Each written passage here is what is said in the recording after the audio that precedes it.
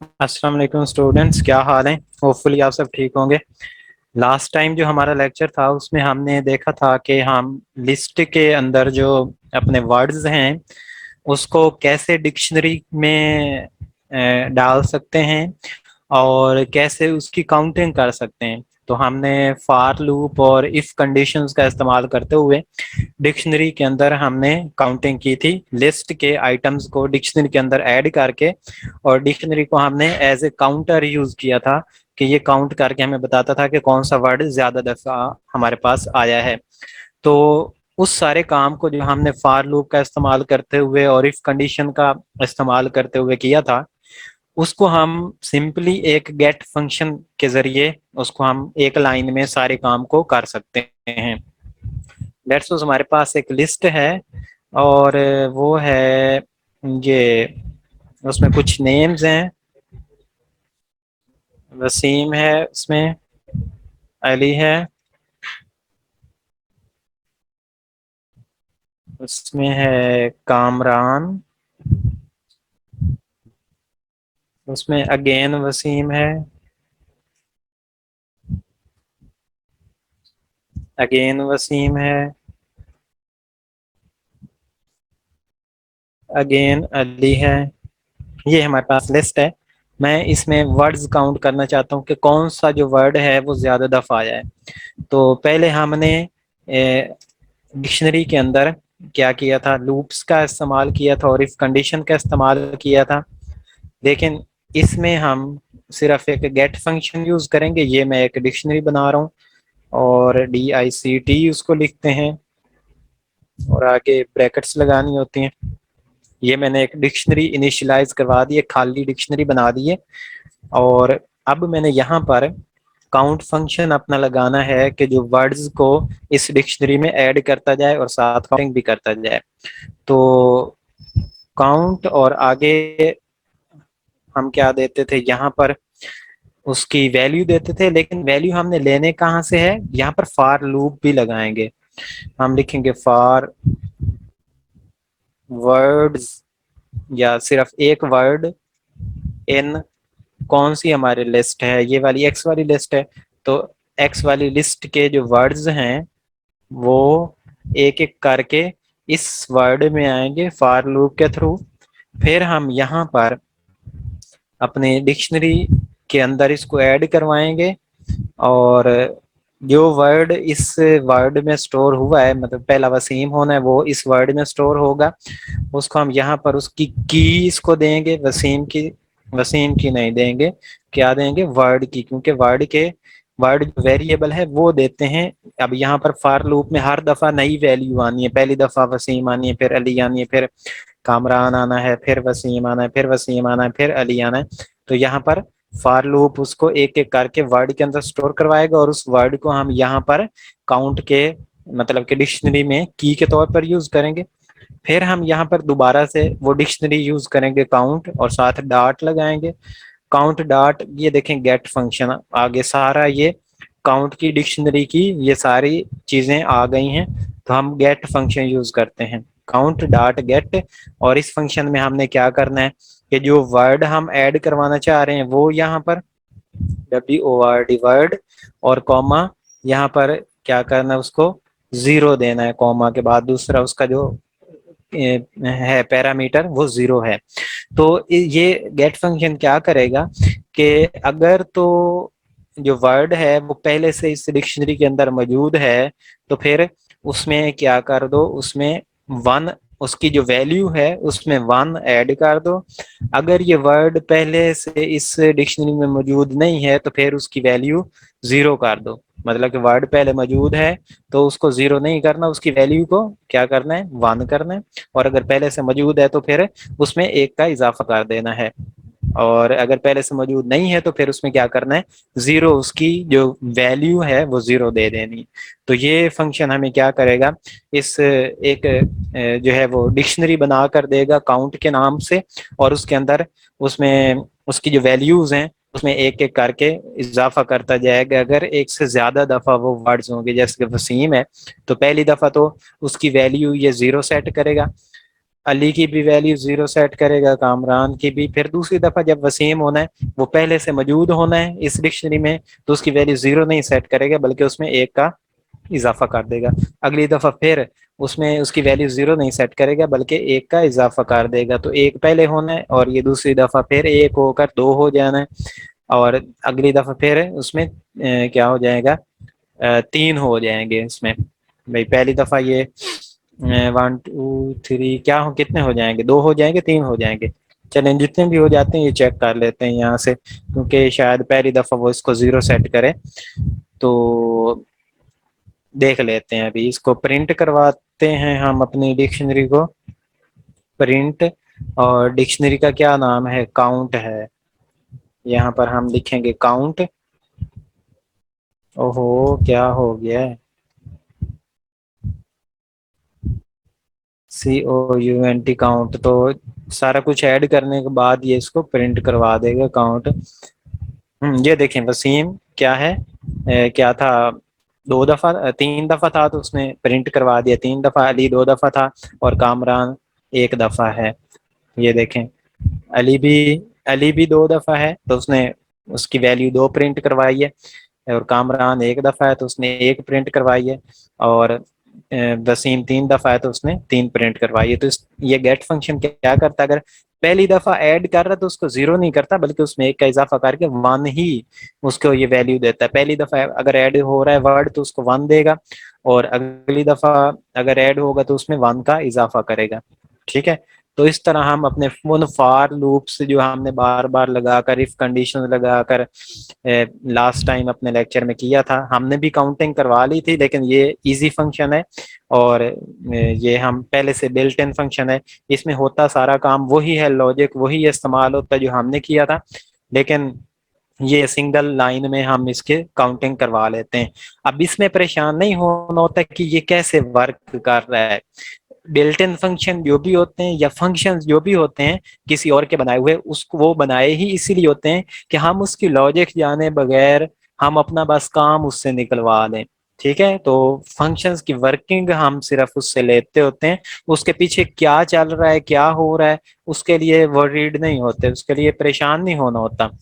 और हमें पता है कि इसके पीछे कौन सा लॉजिक चल रहा होता है, क्योंकि हमने पहले इसको पहले सिंपल फार और इफ कंडीशन लगाकर काउंटिंग करके देखी हुई है। ठीक है, तो इस तरह हम अपनी लिस्ट की चीजों की काउंटिंग कर सकते हैं डिक्शनरी के थ्रू।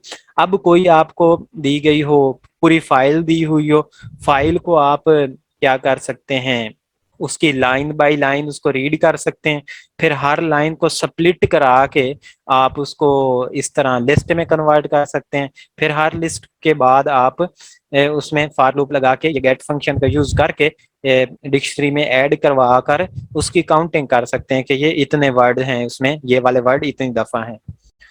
ठीक है, तो हम डिक्शनरी के साथ जो है फॉर लूप डिक्शनरीज में भी यूज कर सकते हैं। इसमें ये क्या करता है, फॉर लूप जो हमारा होता है ये पूरा पूरा वर्ड उसने अपने इस वेरिएबल में देना होता है, लेकिन डिक्शनरी के तौर पर अगर डिक्शनरीज को हम दे रहे हैं तो फिर उसमें जो जो पहली की है वो उसमें देता है सिर्फ। फॉर लूप क्या करता है, इसकी सिर्फ पहली जो की है वो इस वेरिएबल में स्टोर करवाता है। इसका नेम की रखना जरूरी नहीं है, आप कुछ भी एक्स वाई जी में से कुछ भी रख सकते हैं इस वेरिएबल में। इस कॉमा से जो फर्स्ट कॉमा में है हमारा आइटम, उसकी जो पहली वैल्यू यानी कि उसकी जो की है उसको इसके अंदर स्टोर करवाएगा, अगली दफा इसको उसके अंदर स्टोर करवाएगा, अगली दफा इसको यहाँ पर स्टोर करवाएगा। फिर हाँ, ये 3 ही है। तो ये देखें प्रिंट फंक्शन हमारा क्या करेगा, प्रिंट की मतलब कि इसकी जो ये वाली वैल्यू वो प्रिंट करवाएगा, और उसके साथ हम उसकी वैल्यू को भी एक्सेस कर सकते हैं। भाई की मतलब कि यहाँ पर चक पहली दफा क्या आना है, इस की में की वेरिएबल में क्या आना है, चक आना है। तो हम काउंट और आगे चक लिखेंगे, मतलब कि हम उसकी की दे रहे हैं तो उसकी वैल्यू प्रिंट हो जाती है। डिक्शनरी में यही डिक्शनरी का रूल है कि अगर हमने उसकी वैल्यू प्रिंट करवानी हो तो हम उसको की देते हैं और वैल्यू उसकी ऑटोमेटिक प्रिंट हो जाती है। तो यहाँ से तो ये की पूरी जो पहली है चक वो प्रिंट होगी, और आगे हम डिक्शनरी को उसकी की दे रहे हैं तो चक की जो ये की के तौर पर इसको डिक्शनरी को मिलेगा, तो चक की वैल्यू यहाँ पर प्रिंट हो जाएगी। ये देखें, चक की वैल्यू 1 प्रिंट होगी, ये एन की वैल्यू जो 100 प्रिंट होगी, और फ्रेड की वैल्यू 42 प्रिंट होगी। तो इस तरह हम फॉर लूप को अपनी डिक्शनरीज के साथ भी इस्तेमाल कर सकते हैं। हम जो सिर्फ कीज को एक्सेस करना हो तो हमारे पास फंक्शन है ये कीज का, तो ये फंक्शन हमें उस पूरी को बना के दे देता है, कीज हमें दे देता है। हम लिस्ट फंक्शन का भी इस्तेमाल कर सकते हैं अपनी डिक्शनरीज के साथ। लिस्ट के अंदर डिक्शनरी अगर इसको पास करें तो हमारे जो हैं पहले जो हमारे पास कीज हैं, ये चक, फ्रेड, जैन, ये इनकी वो लिस्ट बनाकर दे देता है। और अगर हमें कीज लेनी हो तो ये भी वही काम करता है, ये भी पहली वाली जो कीज हैं उनकी लिस्ट बनाकर दे देता है। अगर हमने वैल्यूज लेनी हो तो हम डिक्शनरी और साथ उसको क्या करते हैं, वैल्यूज का फंक्शन यूज करते हैं, तो वो हमें सिर्फ वैल्यूज की लिस्ट बनाकर दे देता है। और अगर हमने पूरी पूरी चीजें लेनी हो तो हम आइटम लिखते हैं कि ये पहला आइटम ये वाला, दूसरा आइटम ये वाला, और तीसरा आइटम ये वाला, पूरा जैन और 100 ये पूरा एक कॉमा से पहले पहले जो चीजें होती हैं, ये कॉमा के अंदर अंदर जो चीजें होती है वो पूरा आइटम होती हैं, तो उनको ये आइटम बनाकर इस तरह लिस्ट में स्टोर करवा देगा। जे डॉट आइटम्स, ये फंक्शन क्या करेगा, हमारी जो इसको आइटम्स के तौर पर ब्रैकेट्स में बंद करके आइटम्स के तौर पर हमें ये यहाँ पर प्रिंट करवा देगा। और इन आइटम्स को क्या कहते हैं, इस चीज को क्या कहते हैं, टप्पल कहते हैं। इस तरह जो की हो और साथ उसकी वैल्यू हो और बीच में कॉमा हो तो इसको हम क्या कहते हैं, टप्पल कहते हैं। ये नेक्स्ट लेक्चर में हमने देखना है। नेक्स्ट हमारे पास है कि हम अपनी जो लिस्ट है उसके अंदर दोनों चीजों को हम एक ही दफा डबल इटरेशन कर सकते हैं। बोनस के तौर पर 2 इटरेशन वेरिएबल्स हम यूज कर सकते हैं अपने फॉर लूप में। उसके लिए हमें करना ये पड़ेगा कि हमें अपनी डिक्शनरी को आइटम फंक्शन में कन्वर्ट करके उसको उसके अभी यहाँ पर ये क्या करेगा भला, ये यहाँ पर आपके पास लिस्ट है जिसके अंदर क्या है, हमारे पास आइटम्स हैं, ये पूरे ये आइटम और ये आइटम और ये आइटम, ये इस फंक्शन ने इसको बना कर देना, यहाँ पर फॉर लूप को ये पास होगा। तो ये कॉमा लगाकर हमने जो पहला आइटम है मतलब कि चक, उस आइटम का जो पहला हिस्सा है चक है वो ए में प्रिंट हो जाएगा, और जो दूसरा हिस्सा मतलब उसकी वैल्यू है वो बी में प्रिंट हो जाएगी। इसी तरह फॉर लूप हर दफा दोनों वैल्यूज को, आइटम के अंदर जो दोनों वैल्यूज होनी है, ये देखें ऊपर ये आइटम है, ये इसके अंदर ये जो दोनों वैल्यूज हैं उनको हमारे दोनों वेरिएबल के अंदर स्टोर करवा कर दोनों ही हमें वापस करेगा। और अगर हम सिर्फ यहाँ पर डिक्शनरी पास करें तो उसकी सिर्फ हम की को एक्सेस कर सकते हैं, फर्स्ट आइटम को एक्सेस कर सकते हैं। लेकिन यहाँ पर उसने आइटम फंक्शंस इस्तेमाल किया है जिसने इसको इस फॉर्म में कन्वर्ट करके दे दिया है, इस फॉर्म में। और इस के अंदर जब फॉर लूप चलता है तो पहले वाली चीज को वो पहले वेरिएबल में और दूसरे वाली चीज को दूसरे वेरिएबल में स्टोर करवा देता है। और ये नीचे इसको प्रिंट करवाएगा, तो ये देखें जैन 100 हो जाएगा पहली दफा, दूसरी दफा ये चक 1 हो जाएगा, और तीसरी दफा फ्रेड 42 हो जाएगा। ये गलत यहाँ पर है थोड़ा सा आउटपुट, पहली दफा चक 1 होगा, फिर दूसरी दफा फ्रेड 42 होगा, और फिर तीसरी दफा जैन 100 होगा। ठीक है, तो इस तरह हम अपनी जो डिक्शनरी है उसमें डबल चीजों को भी एक्सेस कर सकते हैं, की को भी और उसकी वैल्यू को भी। तो इस तरह हम अपनी कोई भी फाइल दी हुई हो तो वहां से हम क्या कर सकते हैं कि एक वर्ड कितनी दफा, सबसे जो ज्यादा दफा आया है उसको भी मालूम कर सकते हैं। ये देखें, ये एक एग्जांपल के तौर पर उसने दिया है कि आपने जो फाइल हैंडल में से हर लाइन को रीड करना है, फिर उस लाइन को स्प्लिट करवा के वर्ड्स में स्टोर करवाना है। अब ये वर्ड्स क्या है, हमारे पास बन जानी है लिस्ट बन जानी है। फिर इस लिस्ट के हर आइटम जो कि वर्ड है उसको आपने वहां से लेना है, और उसको काउंट जो कि क्या है हमारे पास डिक्शनरी है उसमें गेट फंक्शन का यूज करते हुए उसको काउंट करवा लेना है। तो हमारे पास एक ऐसी डिक्शनरी आ जाएगी जिसमें जो सबसे ज्यादा दफा वाली वैल्यू है उसके आगे उसकी अमाउंट लिखी हुई होगी। भाई ये यहाँ पर है कितनी है, ये यहाँ पर नहीं वर्ड्स दिए हुए। ठीक है, तो जैसे हमने वसीम वाला देखा था कि वसीम वो 3 दफा है और अली 2 दफा है, और जो है उसमें कामरान है वो एक दफा है, तो ये उस तरह की हमारे पास बन जाएगी, यहाँ पर इस लाइन तक वो बन जाएगी हमारे पास डिक्शनरी बन जाएगी।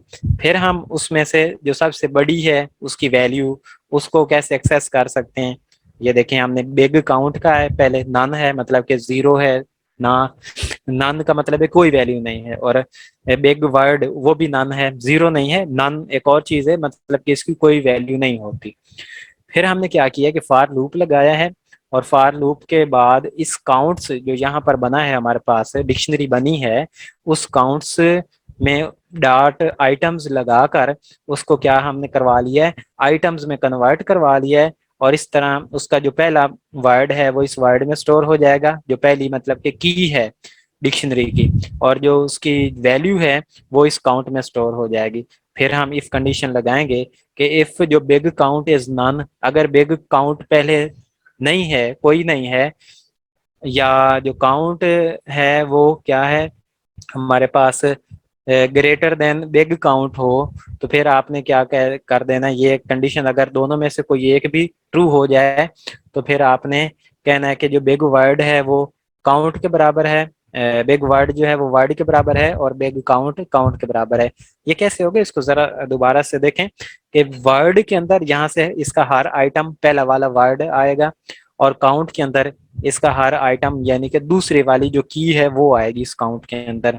तो यहाँ से ये दोनों को चेक करेगा, कहेगा कि जो अगर बिग काउंट हमारा नन है, या जो काउंट है वो बिग काउंट से बड़ा है, बिग काउंट से बड़ा होना, अगर ये देखें यहाँ पर ऐसे होना है कि पहले वो चेक करेगा कि या तो ये नन हो, अगर नन हो, और या फिर ये काउंट जो है मतलब कि ये वाली वैल्यू इस बिग काउंट से बड़ी हो, तो फिर आपने क्या कह देना है, उस बिग काउंट को काउंट के बराबर कह देना है, और उस वाले वर्ड को आपने बिग वर्ड कह देना है, और यहाँ पर उसको प्रिंट करवा देना है।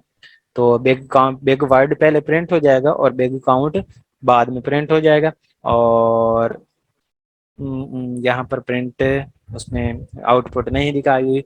चलें ठीक है, यही आपकी ये वाली असाइनमेंट है। मैं आपको एक फाइल भेजूंगा, उसके उसके अंदर से आपने वर्ड्स काउंट करके सेम इस तरीके से उसका बिग वर्ड निकालना है और बिग काउंट निकालना है, इस वाले पूरे को यूज करते हुए। आपने इसको चीटिंग करते हुए ये नहीं लिखना, आपने इस वाले कंसेप्ट को वहां पर अंडरस्टैंड करना है कि ये वाली लाइन कैसे रन हो रही है, ठीक है। और फिर अगर ना समझ आए तो आपने पूछ लेना है। अच्छा, इस प्रोग्राम में एक छोटा सा मसला है, जो बच्चा इसको चीटिंग करते हुए लिखेगा ना, उसका मुझे पता चल जाएगा कि उसने चीटिंग करते हुए लिखा है, वो मैंने बताया नहीं आपको। और अगर आप पूछना नहीं चाहते हैं तो चलो ठीक है, जब आप इसके असाइनमेंट करेंगे तो फिर आपको पता चलेगा कि इसमें एक मसला था जो कि सर ने हमें नहीं बताया था। अच्छा, नाम की जगह जीरो क्यों नहीं लिखा, क्योंकि जो वर्ड हैं यहाँ पर बिग वर्ड है उसको हम जीरो नहीं दे सकते हैं, जीरो एक इंटीजर है, लेकिन जो बिग वर्ड है वो तो एक हमारे पास आनी है, वो वाली वैल्यू किसमें स्ट्रिंग में आनी है, तो इसलिए इसको यहाँ पर जीरो नहीं दिया। बिग काउंट को आप जीरो दे सकते हैं, लेकिन बिग वर्ड को आप जीरो नहीं दे सकते, और यहाँ पर फिर आपका फिर वो लॉजिक उस हिसाब से चेंज हो जाएगा।